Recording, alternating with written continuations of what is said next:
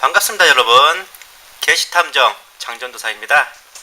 오늘 이제 탄핵을 부른 음모론 두 번째 이야기, 바로 친일 국정교과서와 동북공정 그리고 한반도의 미래의 허와실 편입니다. 먼저 여러분들께 좀 드리고 싶은 말씀이 있어요. 우리나라 역사상 유례가 없는 흑역사 중의 흑역사, 역사 속에서 영원히 지워버리고 싶은 한 시절이 있었으니 바로 1910년에서 45년까지 이어진 일제강점기입니다. 비록 고려 시절에 이제 몽골의 말발고발에 걸레가 되도록 30년이나 탈탈 털린 역사가 있고, 조선시대에는 청나라의 침공으로 역사상 처음으로 국왕이 항복하는 흑역사도 있었지만, 그럼에도 불구하고 우리나라가 전체가 아예 남의 나라 영토로 정복되어 치욕을 당한 건 거의 이 일제강점기가 압권이라고 해야 할 것입니다. 게다가 1945년에 우리 민족이 해방되어 70년에 이르고 있는데도, 아니지, 2019년이니까 거의 한 이제 45년, 74년, 75년 정도 되는군요. 그럼에도 불구하고 그 상흔이 여전히 사라지지 않고 우리 안에 깊이 패어있는 것 또한 사실입니다.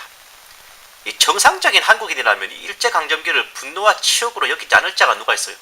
일본을 향해서 이를 갈지 않을 자 누가 있겠습니까?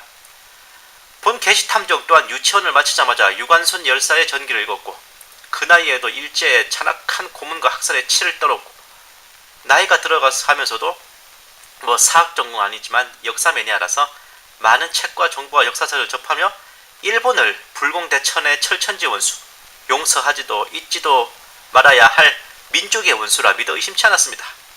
그 마음 지금도 변함없습니다. 휴가 마지막 때를 앞둔 이 시점에도 저 원수 일본 놈들이 망하는 꼴은 보고 가야 되는데 라는 작은 소망이 있습니다. 우리가 일제강점기를 결코 폄하하거나 왜곡하거나 마치 식민지 시절이 있어서 우리가 발전했다는 식으로 일본을 미화해서는 안 되는 정말 중요한 이유가 있는데, 그것은 또 우리 민족을 빼앗고도 모자라, 정정, 우리 조국을 빼앗고도 모자라 우리 민족 자체를 말살시키려 든 이들이 바로 그들이기 때문입니다. 그 무슨 뭐 창씨 개명, 일본어 사용 강요 등으로 민족 정기를 말살시켜 일본인으로 동화시키는 정도를 가지고 민족 말살이라 생각하시는 경우가 매우 많은데, 그 정도 수준이 아닙니다.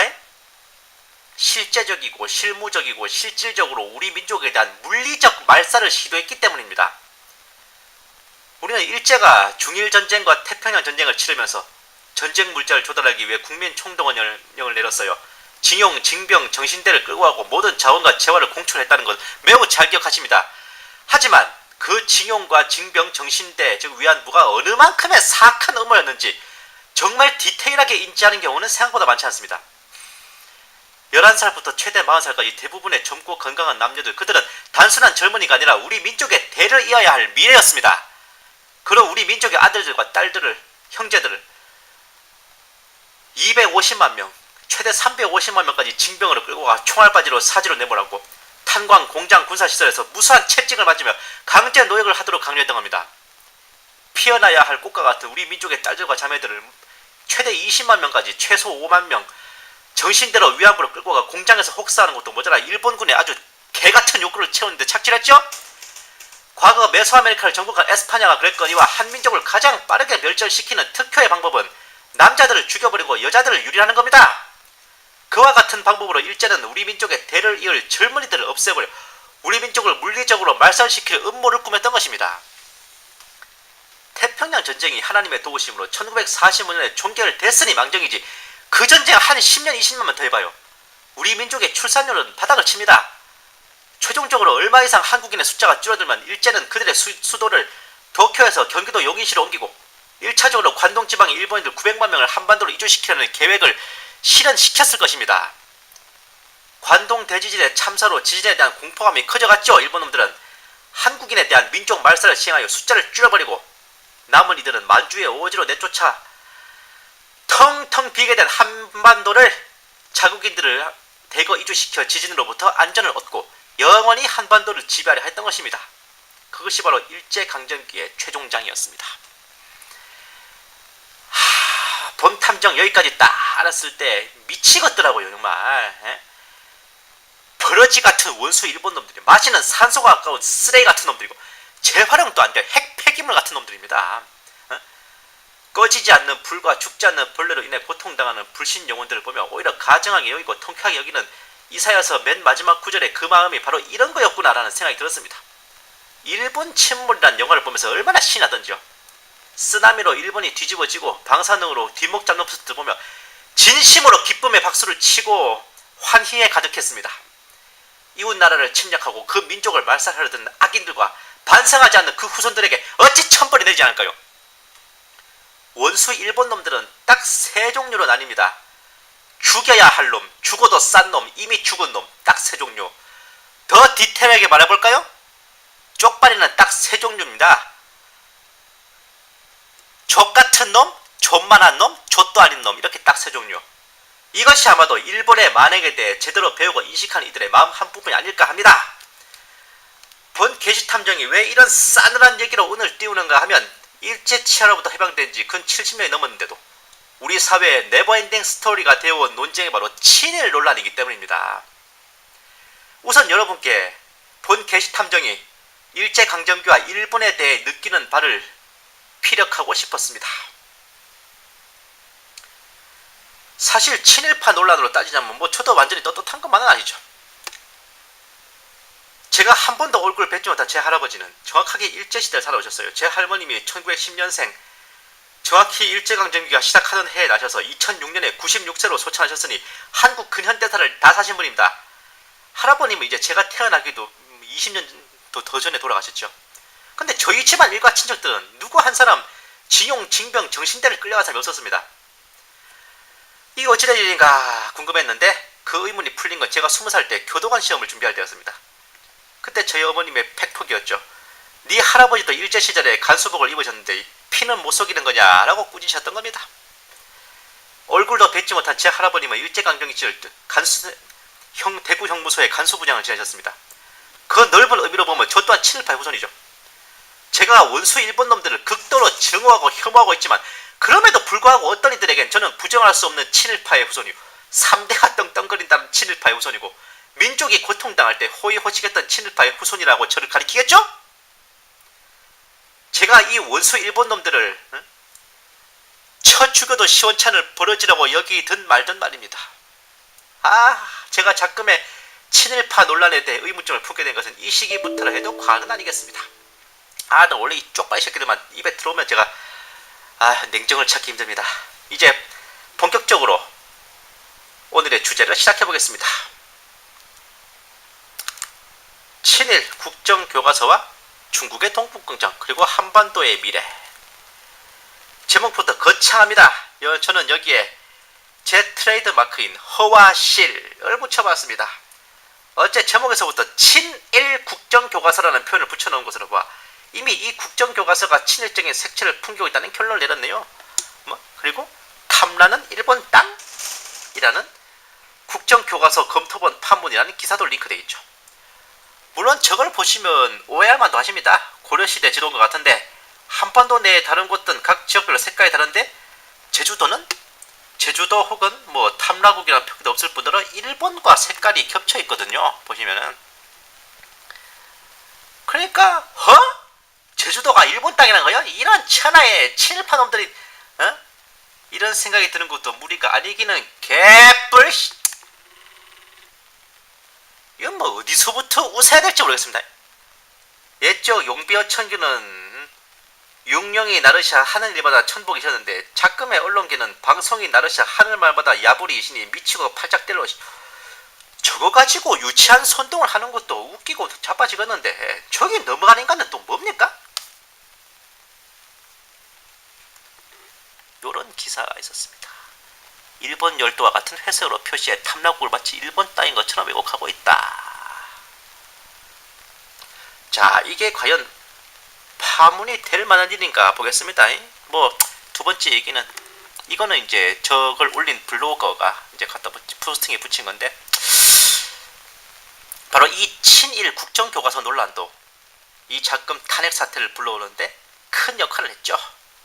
중국의 동북공정 여기에 대한 약간의 설명입니다. 참고로 이제 탐라국은 제주도의 왕국으로 통일 신라 때까지 한반도 나라로 교류를 하고 고려시대 때 현으로 복속됐다가 어쩌고 저쩌고 15세기 초반 태종 시기, 정확히는 1402년입니다. 근데 뭐 그건 그렇고, 저 국정교과서 만드는 사람들이 친일파라서 색깔을 저렇게 칠했을까요? 자, 보시겠습니다. 이거는 교과서 한 대목입니다. 바로 이 부분에서 저 사진이 나온 거죠. 일본 열도와 뭐 제주도가 같은 색깔로 칠해져 있다. 좀 더 확대시켜 보면 이런 모습 되겠습니다. 근데 일본과 제주도만이 아니라 위에 보시면 중국도 같은 색깔 아닙니까? 그럼 일본이 뭐 제주도도 먹고 중국도 먹었어요? 당연 아니죠.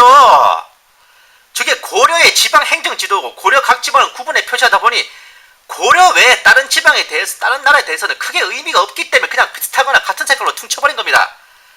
근데 채색을 하면서 이제 제주도의 경우 정말 우연찮은 실수로 인해서 뭐 같은 색으로 칠해져 버렸거나, 혹은 이 시절에 탐라국은 아직 완전히 고려 영토의 일부로 피획된 게 아니기 때문에 중국, 일본과 더불어 외국으로 채색됐다 해도 완전 틀린 말 아니에요. 왜냐? 제주도가 완전히 우리 땅이 된 것은 고려가 멸망한 후인 1402년의 일이기 때문에 그렇습니다. 국정교과서의 다른 부분을 보겠습니다. 여기 봐요. 제주도하고 일본하고 색깔 다르잖아요. 예? 아니, 교과서 전체를 통틀어서 그 부분만, 딱 그 부분만, 앞에서 보신 그 부분만 제주도하고 일본이 같은 색깔이란 말입니다. 이거는 뭐 친일이고 나발이고 그냥 채색하다가 실수한 거예요. 그냥 색깔 칠하다 실수한 거라고. 그냥 한번 피식 웃고 말 수도 있는 걸 갖다가 뭐 사진 편집을 해가면서 어떻게든 파물을 이렇게 트집 잡으려고 들어요? 근데 대체 국정교과서가 뭐길래 저렇게 이 좌파 언론이 알러지 반응을 보이나? 살펴볼 필요는 있습니다. 현재까지 각급 학교에서는 국사나 근현대사를 금성출판사 같은 데서 편찬한 검인정 교과서를 사용했습니다. 그런데 문제는 이 교과서들이 학생들에게 건전한 국가관과 민족의식을 심어주는 게 아니라 좌파적이고 좀 약간 똘끼 있는 사상을 주입했던 거죠. 공산 침략을 막아내고 근대화를 이룩했던 선현들과 지도자들의 업적을 인정하고 존경하기는 개뿔, 그들을 독재자, 압제자 및 그들 치하에서 고통이나 당했던 우매한 민중들로 매도했던 것이고, 정작 진짜배기 독재자고 민족 반역자인 북녘 김부자와 그들의 체제에 대해서는 아무리 악랄한 것이어도 미화시키고 극도로 담담하게 기술해왔던 겁니다. 본 게시탐정 고등학교 시절 한국 근현대사 교과서 금성출판사 버전을 사용했습니다. 근데 정말 짜증났던 게 뭔지 아세요? 우리나라는 그 어떤 대통령 시절이든 어떤 정치했든 간에 장점보다는 단점만 침소봉대했습니다. 아무리 봐도 잘한 건데도 항상 끝에는 그럼에도 불구하고 이러이러한 무언가를 저질렀다는 식으로 깽판을 쳤습니다. 근데 명명백백하게 사학 그 자체인 김씨 3대와 북대 체제에 대해서는 어찌나 객관적이고 중립적이고 담담하게 미화시키든지 말로만 듣던 춘추필법이 요이네 싶었습니다. 학생 시절의 마음에도 이 교과서 쓴 사람들은 뭐 북한 놈들한테 원고를 받아먹고 썼나? 이런 생각이 들었다고요. 이런 교과서의 작태가 이미 당시부터 이슈가 돼 있어 뉴스에도 나와져 있었는데, 저희 어머님께서 보시고 제 근현대사 교과서를 한번 가져와 봐라 하시더라고. 제가 보여드리니까 아주 꼼꼼히 살펴보시더니 이것은 빨갱이책 아니야! 하셨던 기억이 납니다. 이런 상황이 10여 년 넘게 이어지다 보니 좌경화된 선생들과 교과서로 인해 학생들의 머리는 나날이 뻘건 물이 들어가고, 이제는 아예 여고생이 대놓고 플레타리아 레볼루션을 외치고 지금도 수많은 학생들이 좌파 반역 세력의 선동에 놀아나 박 대통령 퇴진 시위에도 가다바드 증인이 됐죠? 지들 대가리 깨져지시는지도 모르고. 이건 절대로 가벼운 일이 아닙니다. 비정상이 되어가는 배움터를 정상으로 돌려놓기 위해 일단 사용하는 교과서부터 정말 제대로 만들 필요가 있었던 겁니다. 그로 인해 정부의 주도, 당시 박근혜 정부의 주도로 새로운 교과서가 집필되었으니 그것이 소위 일컫는 국정교과서였던 거죠. 그런데 이 국정교과서가 보급되면 난리가 날 족속들이 있으니 바로 앞에서 언급했던 좌경화된 종북 반역세력들입니다.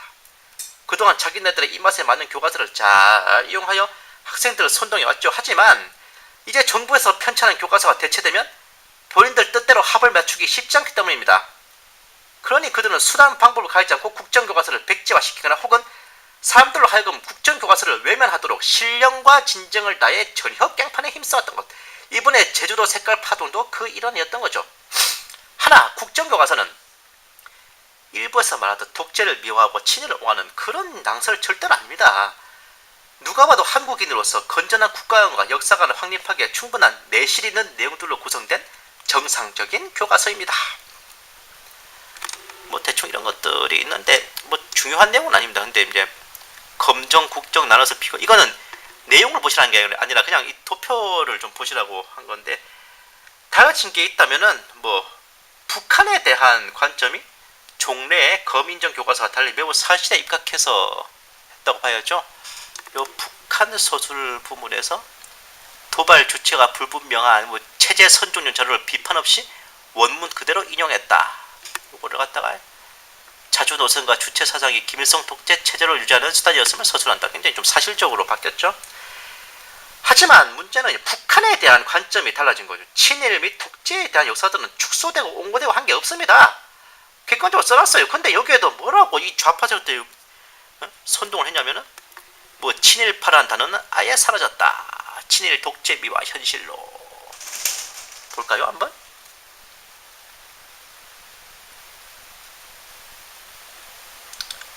자 봅시다. 없다며요 친일파라는 단어. 친일 반민족 행위자라고 돼 있는데 친일파를 처단하고, 그리고 뭐 과거 뭐 이승만 정부나 박정희 대통령 때 그런 부적절한 통치에 대해서도 역없이 기소를 해놨다는 겁니다. 근데 자세히 보시면 이 좌파들이 조자룡이 헌창 쓰듯이 휘두르는 비난의 무기가 뭐냐, 친일이라는 겁니다. 친일. 당장 맨 앞에 기사조차도 친일 국정교과서라는 제목으로 나오고 있죠. 근데 왜 좌파들은 친일을 프레임을 씌워서 공격의 빌며 사용하는가? 바로 본 게시 탐정이 앞에 말한 것처럼 우리 민족에게 있어 가장 치욕적인 흑역사인 일제강점기에 대한 분노를 무기 삼아 좌파들이 민중을 선동해 자신들의 정치적 목적을 이루고자 하기 때문입니다. 그게 먹혀 들어가는 이유는 지금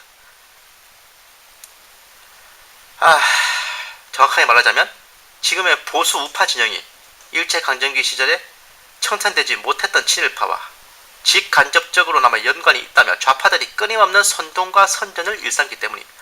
자세한 내막을 알지 못하는 일반인들은 마치 지금의 우파 진영을 일제강점기 시절 그때부터 시작해서 청산되지 않고 대대로 떵떵거리던 친일파의 후손 및 그 추종자인 양 잘못 보고 있기 때문입니다.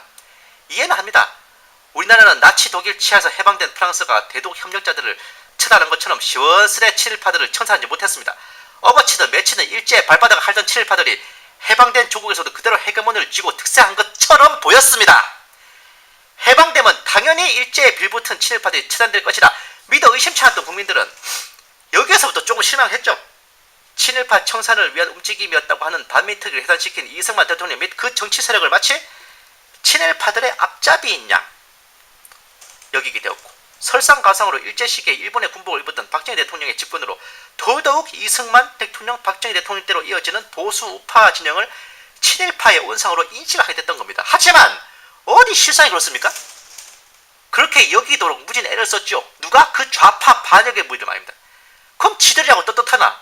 개뿐이 친일파 청산하자 외치던 좌파 국회의원 당의장이 알고 보니 일본의 괴뢰정권 만주국 경찰 특무의 딸이요 일본 헌병 조장의 일본 헌병 상사의 아들인 경우는 애거스럽습니다. 과거사 청산하자고 법안을 주장하는데 까고 보니 지들 부친들도 외정시절 헌병의 면장의 훈도에 그다음 나을 게 없었다는 거예요. 자기들이 그렇게 내리까던 보수 우파 진영도 과연 친일파들의 온상이냐? 아니요. 이승만 대통령부터가 대한민국 임시정부 대통령 아닙니까? 강요 전원이 독립운동가였습니다. 일본군 출신의 장성들이 국군에 참여했다 해서 국군이 일본군의 후예냐? 국방장관이 광복군 참모장 이범석 장군이세요. 어떻게 국군이 일본군 후예입니까? 박정희 대통령이 과연 그런 친일파였다면 백범 김부 선생의 아들 김신 장군이 5.16 군사혁명에 참여해서 박 대통령을 도왔겠습니까? 우리가 단편적인 시각에서만 볼 수는 없는 겁니다. 철기 이범석 장군은 과거 김자진 장군이 이끄는 북로 군정서 소속의 독립군에 참여했어요. 김자진 장군의 부관이었습니다. 1920년 청산리 대첩에도 출전했고 광복군 지대장 참모장을 거쳐 신생 대한민국 국방장관 겸 국무총리에 오른 대한민국 독립운동사의 산 증인입니다. 이런 분이 국방장관으로 국군을 통솔하셨어요. 국무총리로 국정을 돌봤습니다. 대체 뭘 보고 친일파 정권이라고? 해태농가요? 동태농가요 이거는? 예? 친일파 청산에 대해 우리가 후대 입장에서 반민특위가 실패하고 친일파 청산이 잘못된 것에 대해 안타까워할 수는 있어요. 하지만 일방적으로 한쪽이 잘못이며 한쪽이 친일파이기 때문에 그랬다고 하는 것은 개풀 뜯어본 소리입니다. 청산되지 못한 친일 경찰들이 의열단장 김원봉을 고문을 했다, 잡아냈다, 노자하지만 당시 경찰의 최고 수뇌인 수도경찰청장 장택상 선생이 독립운동가였다는 거 아십니까? 예? 반민특위를 해산시키는데 앞장선 인물이 누군지 아세요? 법무장관 이인 선생이에요. 독립운동가를 무료 변호하던 항일 인권 변호사였습니다. 그 본인도 일제의 모진 고문을 이겨내고 우리 한글을 지켜낸 조선어 학회의 일원이고 창씨 기명조차 끝내 거부하고 지조를 지킨 독립운동가였습니다. 그런 분이 반민특위를 해산시키신 거예요. 예? 친일 청산의 사령탑에 여겼던 반민특위 봅시다.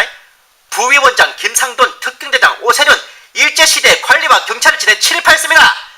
반민특위 조사위원 11명 중 9명, 중앙조사관, 사무관 중에 일부, 그리고 특별검찰관, 재판관 중에서도 일제시대 관리, 경찰 및 변호사, 판사를 여기만 친일파가 한둘이 아닌 실정이라.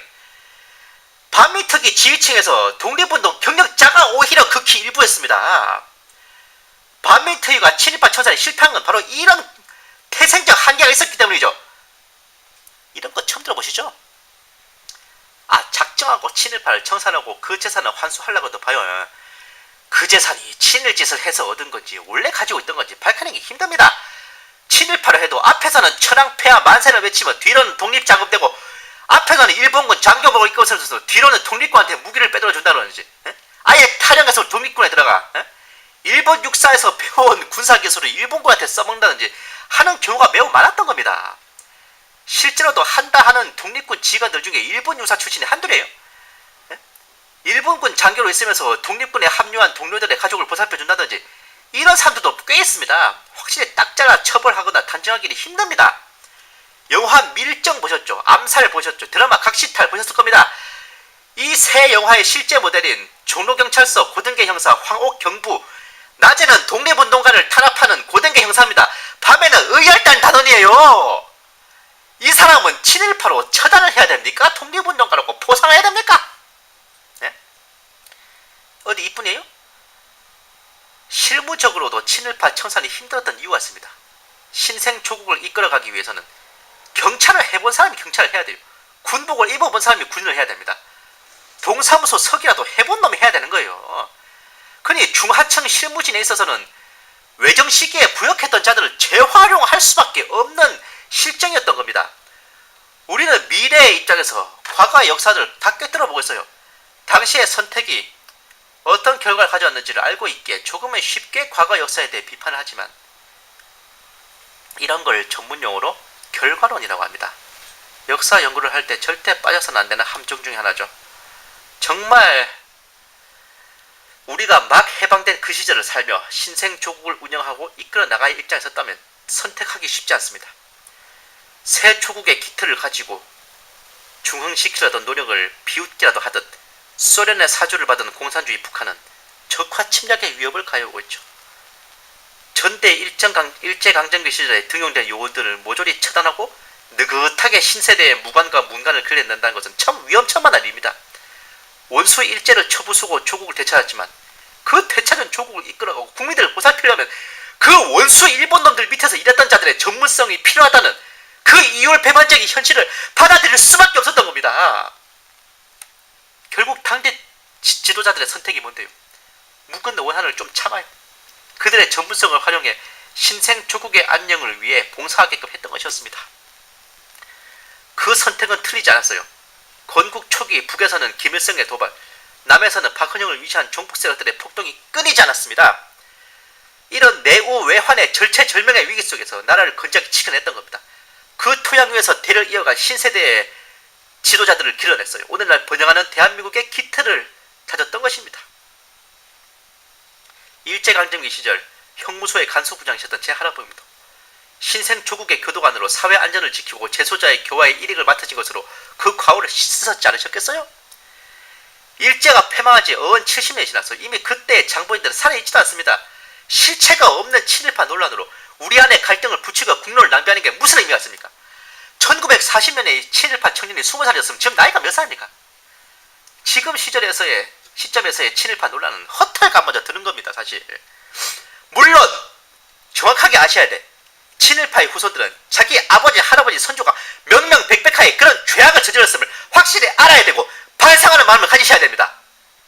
신세대를 살아가는 우리들도 옛 상처를 다시 반복하지 않겠다는 의지, 용서와 화해의 마음으로 지금의 조국 대한민국을 번영시켜 나가는 것에 전념해야만 되는 거죠.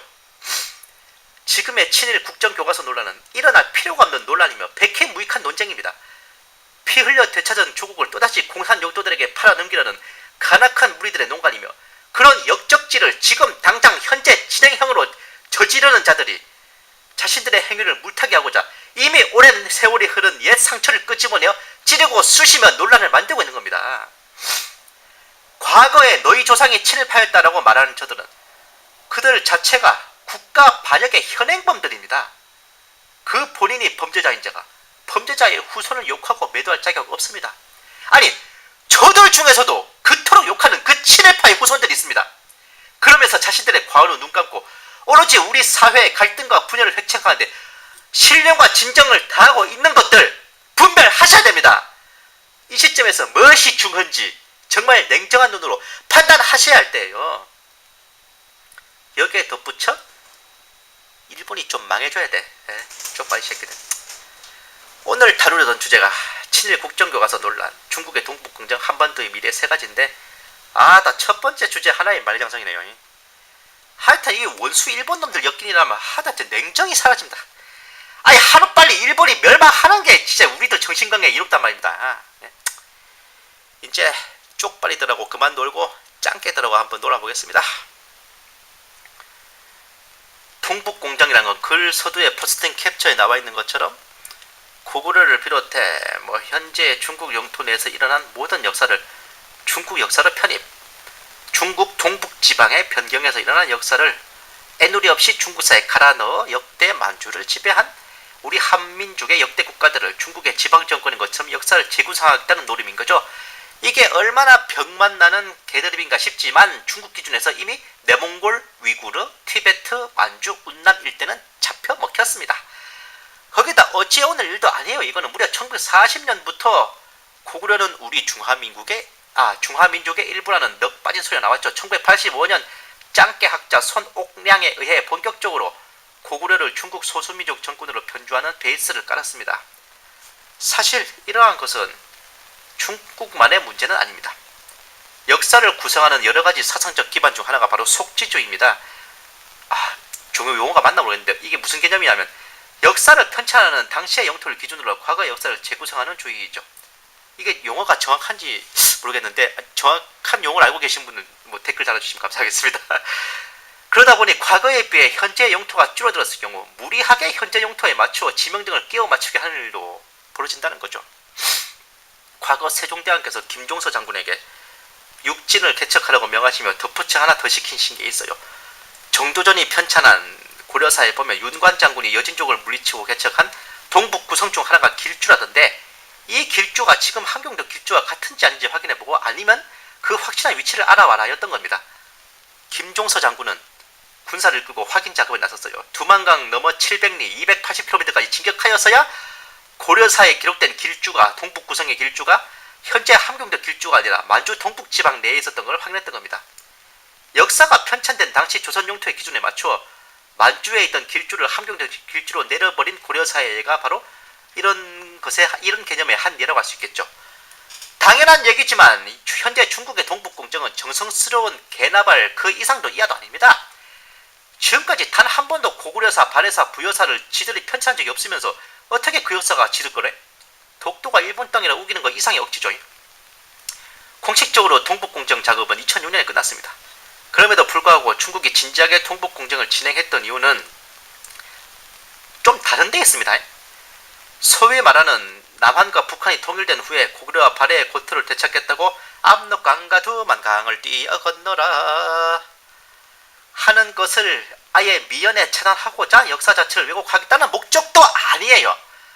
왜냐? 중국 입장에서는 이미 실질적으로 영토를 점유한 입장에서 역사 정도 인정해주는 건 크게 의미가 없는 일이니까 말이죠. 물론 남북이 통일되어 중국과 맞짱을 뜨면 엄밀히 따지면 전쟁 자체는 한국의 승리로 끝날 확률이 높습니다만 우리나라도 뭐 무사하겠어요? 하지만 그 때문이 아니더라도 이미 만주 땅을 잃어버린 지 1000년이 넘은 시점에서 1000년 전에 우리 땅이었으니까 내놔 이자스민처럼 내놔 하는 소리를 할 턱이 있겠습니까? 우리가 뭐 나치 독일도 아니고 일제도 아니고 그 땅 찾겠다고 태극기 휘날리면 만주벌판으로 쳐들어간다? 지금 상태는 좀 힘들긴 해요. 근데 이스라엘은 2000년 전에 없어진 땅 찾았잖아. 아니 우리라고 못할 거 있나요?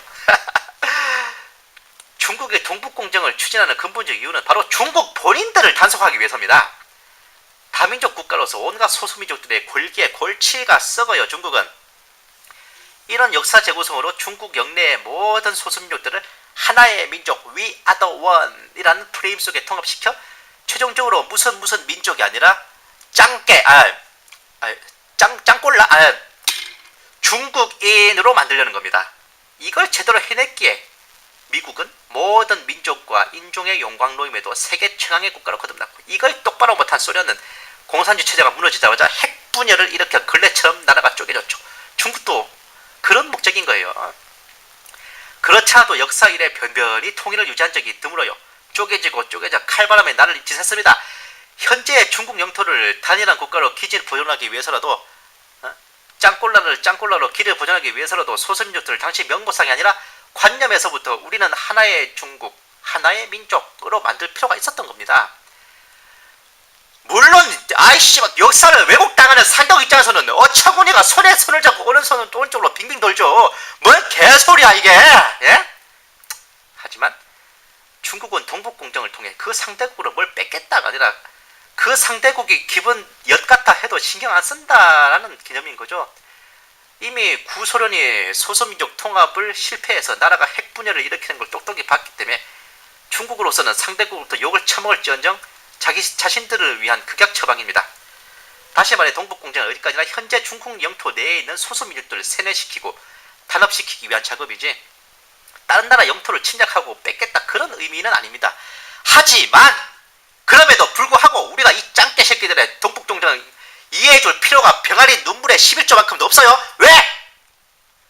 그건 지들 사정이고 뻔히 실체로서 존재하는 대한민국의 한민족이 이루는 역사를 지금 당장 자기네 영토 안에 있다는 이유로 날로 처먹으러 드는 게 진실로 제정신 박힌 소리가 아니기 때문입니다. 동북공정 따위까지는 아닌데 러시아도 좀 관심 많아요. 러시아가 슬그머니 자기들 역사로 편입시키고자 하는 대목이 어디냐? 발해사입니다. 발해 영토가 연해저와 시베리아 등 지금 러시아 영토에 걸쳐있다는 이유죠. 이게 뭐냐면은 그 보드카인데 이제 발해별이라는 이름의 보드카입니다. 대조영과 최수종이 울고 갈 노릇입니다. 내가 이러려고 발해를 세우고 고구려를 세웠다. 한국 여기는 이제 이 음모론 블로거의 내용입니다. 한국판 네오콘이라 할 수 있는 뉴라이트가 주도한 국정교과서에는 미국의 네오콘과 한국의 뉴라이트를 움직이는 세계 정부주의자들의 한반도에 대한 어젠다가 숨겨져 있다. 아니 그 제주도 색깔 하나 잘못 칠했다고 너무 뻥튀기 한 거 아니에요 이거? 예? 국정교과서를 만든 지필진이 뭐 뉴라이트? 뭐 신세계 질서 음모 세력이요? 책임질 수 있습니까? 그리고 그 교과서에 어디에 신세계 질서의 아젠다가 있습니까? 저 지난번에도 지적했어요. 중간중간 디테일한 과정 경로 싹 다 생략하고 기승전결 중 기와 결, 서론 본론 결론 중 서론 결론만 제시하는 논법. 앞의 내용이 뭐든 간에 무엇이든 마지막은 기승전 유월드. 그리고 국정교과서는 엄연히 국정이란 말의 의미는 그러니까 당시 정부의 주도로 이루어진 것인데 이것을 한국판 네오콘이라 할 수 있는 뉴라이트가 주다. 그럼 당시 박근혜 정부를 일루미나티에 할 수 있느냐? 제가 어제 말씀드렸던 세월호 이신재 사설에 그것과 괴를 같이 하는 탄핵을 부른 음모론이 바로 이 내용입니다. 설령 국정교과서에 지필진에 뉴라이트의 이름을 올린 사상가들이 참여한다 할지언정 주체는 대한민국 정부 박근혜 대통령이었죠. 그리고 아니 어디에 그 교과서에 신세계 정부의 어젠다가 있냐고요. 그리고 서론에서는 친일 국정교과서로니만 결론에서는 신세계 질서의 어젠다요? 뭐요 이거? 하나만 해, 하나만 좀. 예? 물론 뉴라이트는 정치적 우파 중에서도 좀 극단적인 주장이 있어요. 은연중에 일본을 옹호하거나 식민지 근대화론 같은 낭설을 피력한 적은 논란이 될 만한 짓을 분명히 했습니다.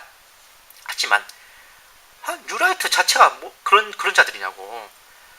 무엇보다 이런 뉴라이트가 일어난 자체가 좌파 정권 10년을 지내오며 좌파 용공적인 사상과 이념이 국민들의 그리고 학생들의 관념을 지배했기 때문에 반역 세력들이 국가의 근간을 뒤흔드는 지경에 이런 그 현실에 대한 반발입니다. 마치 뉴라이트가 프리메슨의 앞자리라도 되는 양 언급하겠지만 그걸 비판하려면 종북 좌파들에 의한 학생들의 의식화 그리고 명백한 우리의 주적이자 현존하는 위협인 북한을 옹호하고 우리 대한민국을 부정하고 모독하는 교과서에 대한 비판과 분별이 뭔지 아닙니까? 뉴라이트가 미국의 네오콘과 더불어 세계 정부주의자들과 놀아나는지 아닌지는 명백한 증거가 있는 것도 아니고 추측에 불과하죠. 하지만 저 종북 반역 패들에 의한 폐악질은 지금 당장 눈앞에서 현재 진행형으로 벌어지는 일인데 그거는 동이 서에서 먼 것처럼 싸그리 무시하고 외면하고 한마디 비판과 분별도 없이 오히려 그것을 막고 비정상을 정상화하려는 움직임에 대해서는 고작 한 페이지에 섬 색깔 하나 잘못 칠한 걸 트집잡아 비난하고 매도한다면 이게 제정신 박힌 소리냐고요. 그리고 100번 1000번 접어줘도 그 국정교과서에 숨겨져 있다는 세계정부주의자들의 어젠다가 뭡니까 도대체? 예? 그게 있긴 해요? 예? 막수유입니까? 막수유? 예? 이게 무슨 뜻이냐면 옛 중국 남송의 명장이던 한세충 장군이 악비 장군을 영모로 모함한 재상 진회를 향해 악비가 영모를 꾸몄다는 증거가 어디 있냐? 라고 묻자 진회가 대답한 역사의 길이 남을 명언입니다. 한자로 막수유 아마 있을지도 몰라요. 뭐 최순실 태블릿이요? 에이구. 국정교과서를 편찬한 주도 세력이 누구인지는 알 바 아니고 국정교과서에 세계정부의 어젠다가 있는지는 모르겠지만 한 가지 확실한 건 박근혜 정부에서 만든 국정교과서는 지금까지 좌파 종북 사상에 찌들어 있던 역사교과서계의 비정상을 정상화하고 적을 적이라 확실히 인지시키며 내가 속한 내 조국을 자랑스럽게 여기도록 해주며 모든 일어났던 역사의 공과 과를 객관적으로 배우게 해주는 그런 교과서가 맞습니다. 근데 이건 봐봐요. 1973년에 로마 클럽이 어쩌고 저쩌고 중국은 뭐 북한은 중국에 남한은 일본에 복속된다. 뭐 이런 걸 가지고 주장을 폈는데 요런 무시무시한 말씀을 하고 계신데 자 북한 땅을 중국에 편입시키기 위해 진행하는 동북공정 일본에게 독도와 제주도까지 넘겨주기 위한 국정교과서 갈로치고 친일 역사서 편찬 작업 그러니까 뭐야 박근혜 대통령과 그 당시의 우파 정권이 이런 뉴월드의 앞잡이가 되어서 일본에게 우리나라 땅을 넘겨주려고 하고 있었다. 그거 아닙니까?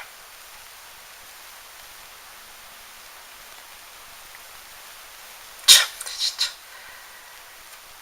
그러니까 결국 박근혜 대통령은 그 당시에 북한 땅을 중국에 넘겨주고 우리나라 땅을 일본에게 넘겨주고 이 짓을 하려고 했다고? 아이고 정말 이 땅의 백성들이 깨어있지 않으면 이 거대한 음모는 우리의 의지와는 상관없이 현실로 다가온다. 아니 그 많은 교과서 페이지 중에 한 페이지에 제주도 색깔 하나 잘못 칠했다고 제주도가 일본에 넘어가요? 예?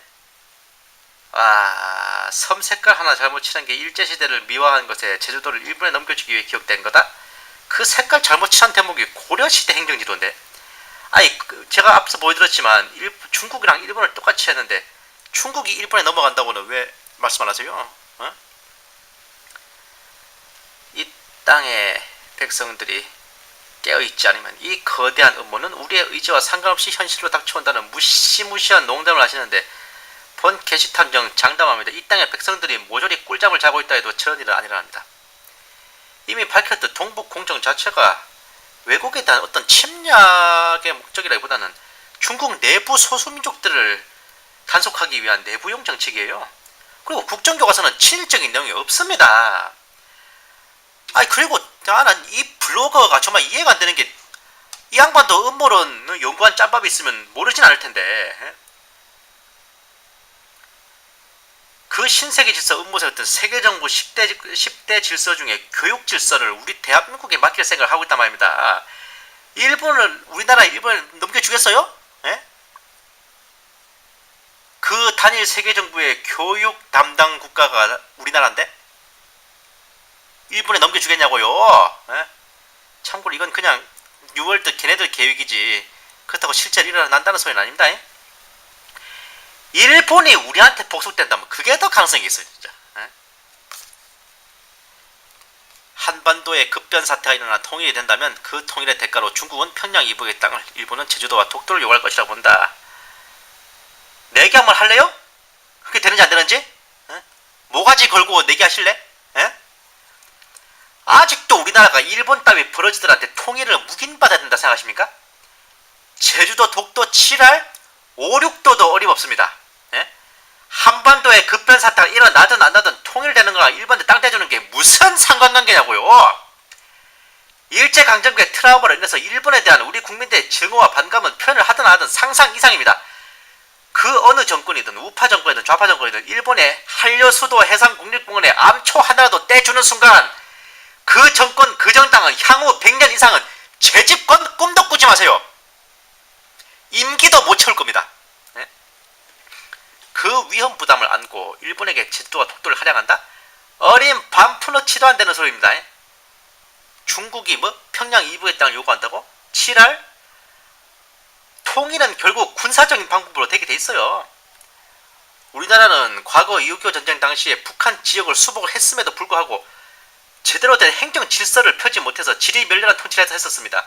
이걸 거울 삼아 실향민 출신들로 구성된 이북 5도청과 북한 각 도, 시, 군, 면 등의 행정사무를 총괄할 도지사, 시장, 군수 등을 미리 임명해 놓고 있습니다.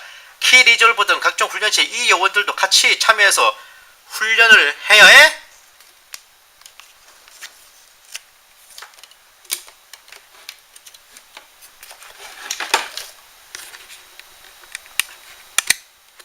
그런 상황인데 과연 있을까? 는 미지수가 되겠습니다.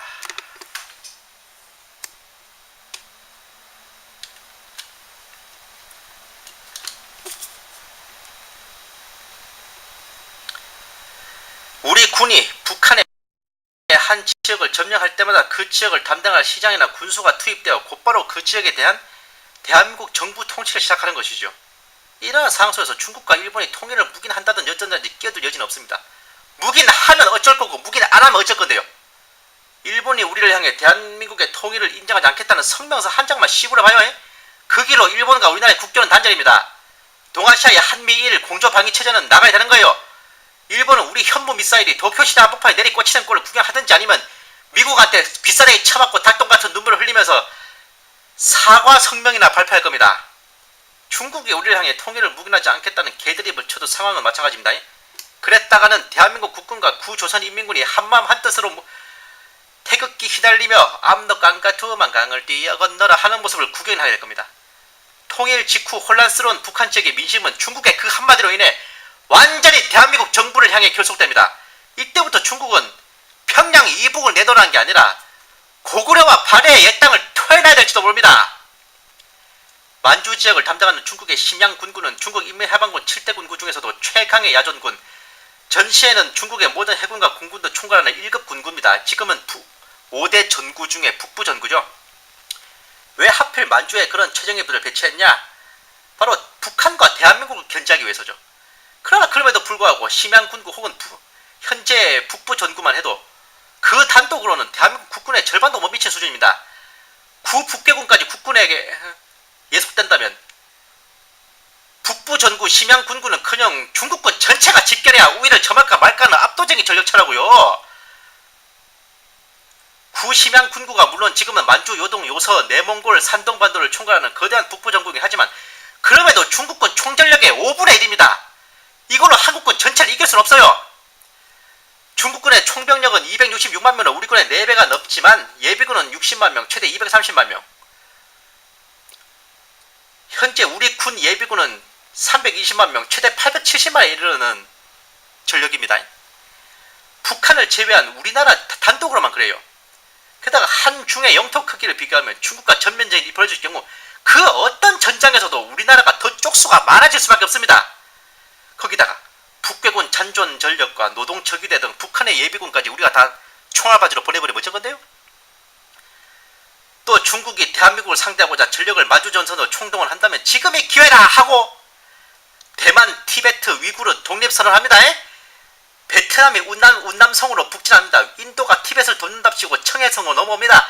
위구르 독립군에게 신장 자치군 쑥다밭이 되어 티베트 독립군이 서장 자치구를 쓸어버리고 신생 중화민국 군대가 대만으로부터 광동성, 복건성, 절강성으로 넘어올 것이니 평양 이북 땅 어쩌고 하다가 중국 전체가 희망할 가능성은 매우 큽니다.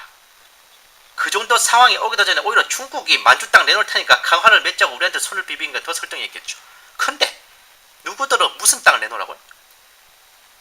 만주 벌판을 향해 포효하는 호랑이에게 날개를 달아주지 못할 망정 토끼로 만들지 맙시다. 예?